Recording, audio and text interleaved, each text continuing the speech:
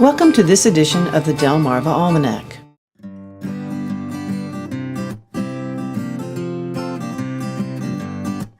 Early summer is about the most delightful time for gardening, especially this year, as the temperatures have stayed moderate for the most part. The evenings have been cool, and the vegetables have been thriving. We could stand to see a little more rain, but occasional watering and the brief storm on June 12th have kept the plants happy so far. And the harvest has begun in earnest. Asparagus and strawberries are already done. The first batches of spinach and lettuce are eaten, and the early peas enjoyed. The second planting of these vegetables is well on its way to maturity before the hotter weather sets in. The red Norland potatoes are almost all gone, and lately I've been picking broccoli and cauliflower. Continuing the succession planting method I employ, in the space where the potatoes were, now there are 2 rows of bush beans. In the space where the peas were, I planted 2 hills each of patty pan and butternut squash, and in another, so far unused corner of the garden, my pole lima beans and a cucumber plant. My preference is to plant only 1 cucumber.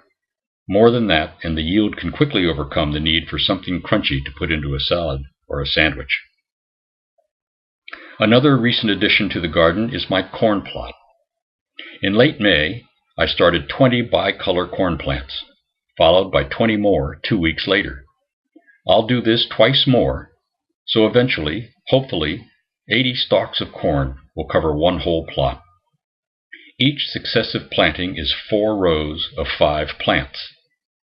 Because corn requires pollination, by planting in this block-like fashion, the wind can easily spread the pollen from one plant to the next.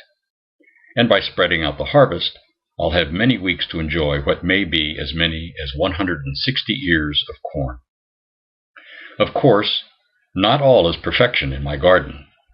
The cabbage moths began to flit around several weeks ago, busily laying their eggs on the undersides of the cabbage, broccoli, and cauliflower. And recently, I discovered Colorado potato beetles on both varieties of potatoes, with their neat rows of yellow-orange eggs. Left undisturbed, these little pests can quickly consume the plants before they get a chance to grow. Normally, I scrape off the eggs when I find them, or pop the little caterpillars into a container of diluted kerosene. But when a heavy infestation gets underway, it is time for other measures. I use rotenone powder, applied with a handy duster, to lightly coat the tops and bottoms of each leaf. That quickly stops the little munchers. Another threat to my harvest is some kind of nocturnal visitor, perhaps drawn by the organic material I bury routinely in the garden beds, which likes to dig around some of the plantings, occasionally killing them in the process. Whether a feral cat, an opossum, or a raccoon, I've had each of those in the past.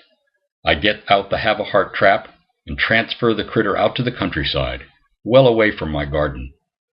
My philosophy is to share the garden's bounty with nature's creatures, but when they get destructive, it's time for them to go. At this time of the summer season, when adequate rainfall is less predictable, it might be a good time to add mulch to your garden to conserve moisture in the soil and help suppress weeds, as I have done on several of the plots. As for the bees, at the end of May I added a 3rd honey box to the beehive, because the first 2 were already full. With the current dry spell, the honey flow now has come to an end.